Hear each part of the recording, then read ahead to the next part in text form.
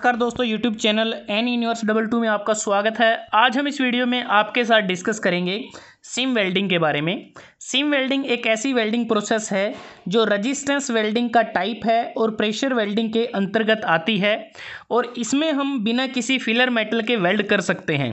दूसरी बात कि जो सीम वेल्डिंग है ये स्पॉट वेल्डिंग की तरह ही होती है, लेकिन फ़र्क सिर्फ इतना होता है कि अगर आप इस डायग्राम को देखें, ये जो वेल्डिंग मशीन आपको दिखाई दे रही है ये स्पॉट वेल्डिंग मशीन है।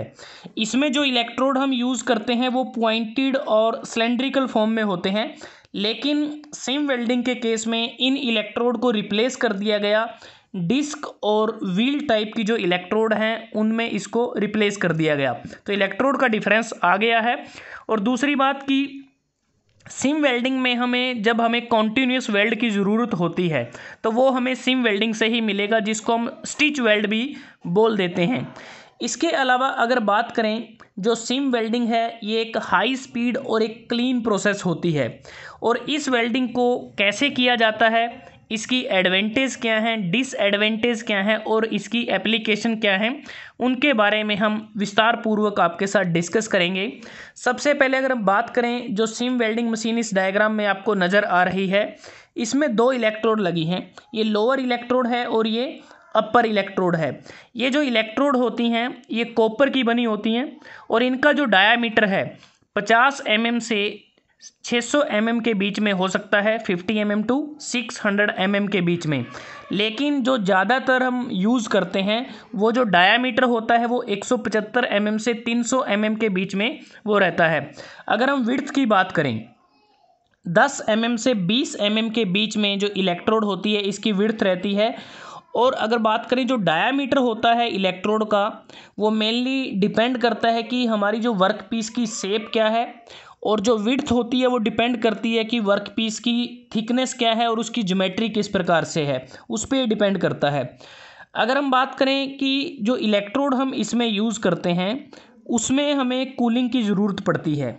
स्पॉट वेल्डिंग में हम इंटरनल कूलिंग कर सकते हैं, लेकिन सीम वेल्डिंग के केस में हमें कांस्टेंट और एक्सटर्नली कूलिंग की ज़रूरत होती है, ताकि जो इलेक्ट्रोड हैं वेल्डिंग के दौरान ओवरहीट ना हो जाएं। तो इसके लिए अलग से अरेंजमेंट की जाती है। जो पाइप्स आपको नज़र आ रहे हैं तो इनके थ्रू जो कूलिंग जो मीडियम हम यूज़ करते हैं उसको एक जेट की फॉर्म में स्ट्राइक किया जाता है, ताकि इलेक्ट्रोड को ओवरहीट होने से बचाया जा सके। उसके बाद जो अपर जो इलेक्ट्रोड है जो सर्कुलर फॉर्म में डिस्क फॉर्म में है, इसको हम अप एंड डाउन कर सकते हैं आवश्यकता अनुसार। जो यहाँ पर फुट पैडल लगा है इसकी मदद से इसको प्रेस करेंगे तो ये नीचे की तरफ आ जाएगा, जब इसको रिलीज़ कर देंगे तो ये वापस ऊपर की तरफ चला जाएगा। और जो जिस वर्क पीस को हमें वेल्ड करना है उन दोनों वर्क पीस को हम ओवरलैप करेंगे, मतलब कि जो मेटल शीट है जिसे हमें वेल्ड करना है उसको हम ओवरलैप करके दोनों वर्क पीस के बीच में लेके आएंगे। तो जैसे ही सबसे पहले जो लोअर इलेक्ट्रोड है इसके ऊपर उसको रखेंगे और फुट जो पैडल है इसको हम प्रेस करेंगे तो जो अपर इलेक्ट्रोड है वो भी उसको प्रेस करेगी, मतलब कि दोनों जो इलेक्ट्रोड हैं इनके बीच में हमारा वर्क पीस आ जाएगा, जो ओवरलैपिंग शीट है वो आ जाएंगी। उसके बाद हम क्या करेंगे, जो करंट है उसकी सप्लाई को हम ऑन कर देंगे, क्योंकि जैसे हमने डिस्कस किया कि एक रजिस्टेंस वेल्डिंग है और रजिस्टेंस वेल्डिंग में अगर हम देखें H = I²RT, यहाँ पर H हमें इंडिकेट करता है कि वेल्डिंग के दौरान जो हीट जनरेट होगी जूल में उसको ये इंडिकेट करता है। वो मेनली डिपेंड किस पे करता है, I²RT। I stand for current, R resistance और T टाइम। I² हमने यहाँ पर इसका यूज़ किया है क्योंकि रजिस्टेंस वेल्डिंग के केस में जितना ज़्यादा करंट फ्लो होगा उतनी ज़्यादा हीट हमारी जनरेट होगी, क्योंकि इसमें वोल्टेज का रोल बहुत कम रहता है। इसलिए हम यहाँ पर स्टेप डाउन ट्रांसफार्मर का यूज़ करते हैं, जो हमारी लो वोल्टेज और हाई करंट जिसकी मदद से हम यहाँ पर लेते हैं सीम वेल्डिंग मशीन में।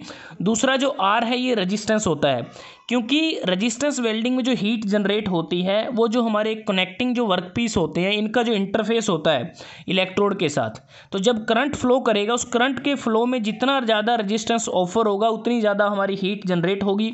दूसरा है कि टाइम हम कितना रखते हैं, तो आवश्यकता अनुसार टाइम ड्यूरेशन को रखा जाता है, तकरीबन ये हमारा कुछ सेकेंड्स में होता है। तो इस प्रकार से हमारा ओवरलैपिंग जो सीट है वो जॉइन की जाती हैं। उसके बाद करंट को ऑन करके जो हीट जनरेट हुई है और इन इलेक्ट्रोड की मदद से ही प्रेशर को अप्लाई किया जाता है, ताकि जब फ्यूज़न होगा तो फ्यूज़न के दौरान अच्छी तरह से हमारा वेल्ड हो जाए। और दोनों जो इलेक्ट्रोड हैं ये रोटेट करती हैं, अपोजिट डायरेक्शन में रोटेट करती हैं। अगर हमारा अपर इलेक्ट्रोड क्लॉकवाइज रोटेट करेगा तो lower electrode anti clockwise rotate करेगा। अगर अपर इलेक्ट्रोड एंटी क्लॉकवाइज रोटेट करेगा तो लोअर इलेक्ट्रोड क्लॉकवाइज रोटेट करेगा।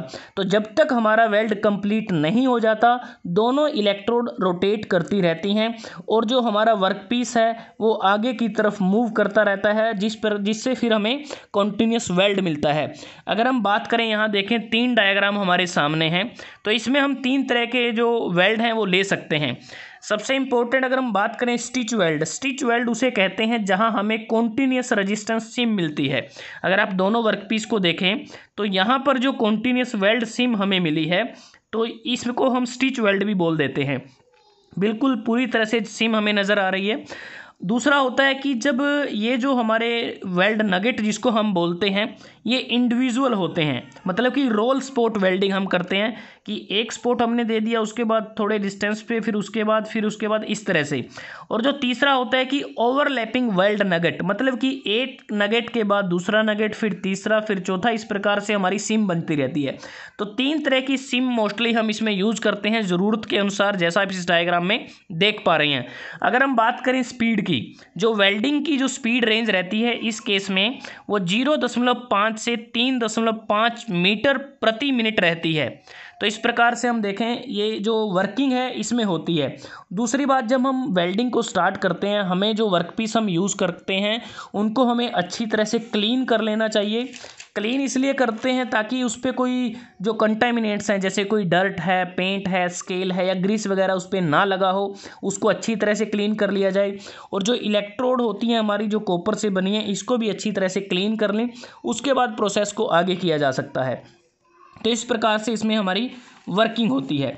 दूसरी बात, अब बात करते हैं कि जो सिम वेल्डिंग है इसमें हमारा जो व्हील हम यूज़ करते हैं, जो इलेक्ट्रोड हम यूज़ करते हैं इसमें वो किस प्रकार का हो सकता है, जो इसका कॉन्टूर है वो किस प्रकार का हो सकता है। मेनली 4 प्रकार के कॉन्टूर हम यूज़ करते हैं। जो प्रोफाइल की बात करें, जो इलेक्ट्रोड हैं, एक फ्लैट होता है, डबल बेवल होता है, सिंगल बेवल और रेडियस फेस्ड, ये 3 टाइप के हम इसमें यूज़ करते हैं।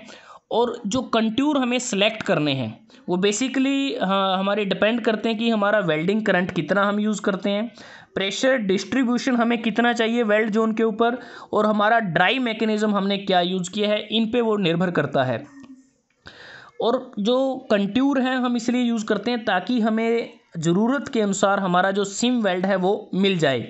और सबसे ज़्यादा जो हम प्रोफाइल यूज़ करते हैं इलेक्ट्रोड की वो डबल बेवल टाइप व्हील का हम यूज़ करते हैं।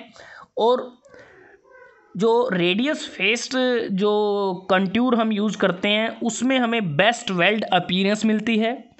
लेकिन जो फ्लैट फेस्ड इलेक्ट्रोड अगर हम यूज़ करें उसमें थोड़ी दिक्कत ये रहती है कि उसका सेटअप करना थोड़ा सा मुश्किल रहता है।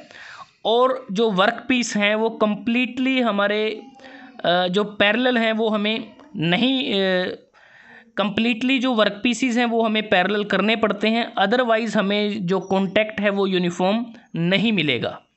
उसके बाद हमने बात की, जब हम वेल्ड करते हैं तो वेल्डिंग के दौरान जो हीट जनरेट होती है उस हीट के कारण जब इलेक्ट्रोड हमारे ओवर हीट हो जाते हैं तो उसके लिए हमने बात की थी कि हमें कूलिंग करनी पड़ती है, कांस्टेंट कूलिंग की अरेंजमेंट हमें देनी पड़ती है। और इसके लिए हम जो कांस्टेंट कूलिंग हम प्रोवाइड करते हैं इसमें हमें ध्यान रख इसलिए करते हैं ताकि हमारी जो इलेक्ट्रोड है इनका वियर ना हो। दूसरी बात की, और जो वर्कपीस हैं उस पर भी कोई डिफेक्ट हमारा ना आए, और एक्सटर्नल कूलिंग इसमें की जाती है।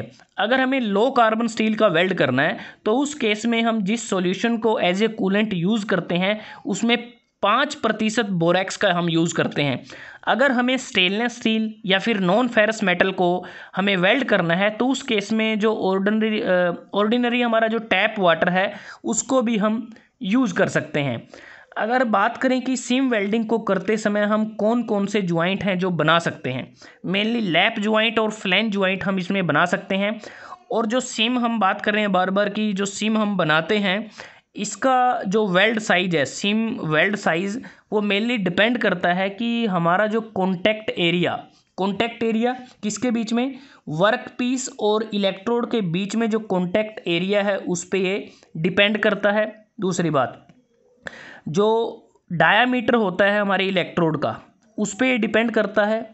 मोस्टली जैसे हमने बात की कि जो डायामीटर है वो 175 mm से 300 mm के बीच में ज़्यादातर यूज किया जाता है। वैसे जो इलेक्ट्रोड का डायामीटर है वो 50 mm से 600 mm के बीच में रहता है। और एक वो डिपेंड करता है ट्रैक विड्थ के ऊपर। ट्रैक विड्थ इस प्रकार से होती है, हम 5√T का यूज़ करते हैं। जो स्मॉल टी है ये हमारी सिंगल सीट की थिकनेस होती है mm में, तो ये ट्रैक विड्थ पे भी ये डिपेंड करता है। नॉर्मली जब हम नैरो वेल्ड की हमें ज़रूरत होती है तो उस केस में जो ट्रैक विड्थ है नॉर्मली हम 2√T से 3√T के बीच में हम ट्रैक विड्थ को रखते हैं, और जिससे हमें ज़्यादा वेल्डिंग स्पीड मिलती है और हमारी जो पावर रिक्वायरमेंट है वो भी हमारी कम रहती है। तो इस प्रकार से इसमें वर्किंग होती है। अब बात करते हैं कि इसकी एडवांटेज क्या हैं, डिसएडवांटेज क्या हैं और एप्लीकेशन क्या है। एडवांटेज की जैसे हमने बात की कि हमें कॉन्टीन्यूस लीक प्रूफ ज्वाइंट इसमें मिल जाते हैं पूरी तरह से। अगर बात करें हम गैस टाइट और लिक्विड लाइट ज्वाइंट हम इसमें बना सकते हैं। जो थिन मटेरियल हैं उसको हम इसमें वेल्ड कर सकते हैं। सिंगल सिम वेल्ड भी हम ले सकते हैं, सेवरल पैरेलल सिम भी हम इसमें प्रोड्यूस कर सकते हैं साइमल्टेनियसली। उसके बाद प्रोडक्शन रेट इसका ज़्यादा है। डिसिमिलर मेटल्स को इसमें हम वेल्ड कर सकते हैं। इसमें अगर हम वेल्डिंग की बात करें, स्टेनलेस स्टील को वेल्ड कर सकते हैं, एल्यूमिनियम और उसके अलॉय को वेल्ड किया जा सकता है, निकल और निकल के अलॉयज़ को वेल्ड कर सकते हैं, मैग्नीशियम अलॉयज़ को वेल्ड किया जा सकता है। जो ऑपरेशन हम इसमें करते हैं, जो वर्किंग होती है, उसको ऑटोमेटिक भी किया जा सकता है, सेमी ऑटोमेटिक भी वो हो सकती है। और इस वेल्डिंग को करते समय हमें अलग से कोई एज प्रिपरेशन बनाने की ज़रूरत नहीं होती है। उसके बाद अगर हम बात करें कि इसकी डिसएडवांटेज क्या है, डिसएडवांटेज सबसे पहले तो यही है कि इसकी जो इक्विपमेंट कॉस्ट है वो ज़्यादा है। अगर हम इसको कंपेयर करें स्पॉट वेल्डिंग सेट के साथ, उसके कंपैरिजन में इसकी कॉस्ट है वो ज़्यादा है। दूसरी बात, इसमें जब हम वेल्ड करते हैं तो जो सीट मेटल की जो थिकनेस है वो 5 mm से ज़्यादा नहीं हो सकती। मोस्टली अगर हम बात करें जो थिन मटेरियल की जो थिकनेस है वो रिस्ट्रिक्टेड होती है। तकरीबन कहा जाता है कि 2.5 mm से वो 5 mm के बीच में हो सकती है। और जो वेल्डिंग हम इसमें करते हैं वो वेल्डिंग मेनली स्ट्रेट वेल्डिंग होती है, या फिर वो यूनिफॉर्मली कर्व्ड लाइन में इसमें वेल्डिंग हम कर सकते हैं। यहाँ तक सीमित है ये। उसके बाद ये जो प्रोसेस है इसमें हम उन्हीं मेटल्स की वेल्डिंग कर सकते हैं जिनकी जो हार्डनेबिलिटी जो रेटिंग है वो कम है। उदाहरण के तौर पर हम hot rolled grades of low alloy steel को इसमें वेल्ड कर सकते हैं। अब बात आती है कि सिम वेल्डिंग की एप्लीकेशन क्या है। एप्लीकेशन में अगर हम बात करें, जो सिम वेल्डिंग है इसके लिए हम ऑटोमोबाइल सेक्टर में इसका बहुत ज़्यादा यूज़ है। हम ऑटोमोबाइल का मफलर इसमें बना सकते हैं जो एग्जॉस्ट सिस्टम में लगा होता है। पेंट और वर्निश के जो कंटेनर हैं वो सिम वेल्डिंग से बनाए जा सकते हैं। फ्यूल के जो कैन हैं, फ्यूल का जो टैंक है, ड्रम है, इवेपोरेटर कंडेंसर हैं, एयरक्राफ्ट का टैंक है, गैसोलीन के जो टैंक हैं वो इससे बनाए जा सकते हैं। इवन कुछ जो सीमलेस ट्यूब्स या पाइप है वो भी इससे बनाई जा सकती हैं।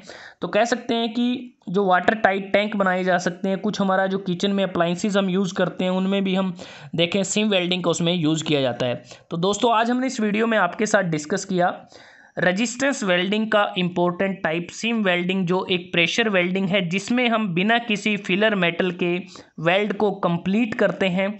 तो इसके बारे में हमने वर्किंग के बारे में जाना, इसकी एडवांटेज के बारे में जाना, इसकी डिसएडवांटेज और एप्लीकेशन के बारे में। अगर वीडियो आपको अच्छा लगा आप इसको लाइक कर सकते हैं, शेयर कर सकते हैं अपने दोस्तों के साथ, स्टूडेंट्स के साथ, और NUniverse22 को सब्सक्राइब करना ना भूलें। जल्द ही हाजिर होते हैं एक नए वीडियो के साथ। तब तक के लिए धन्यवाद। आपका दिन शुभ रहे।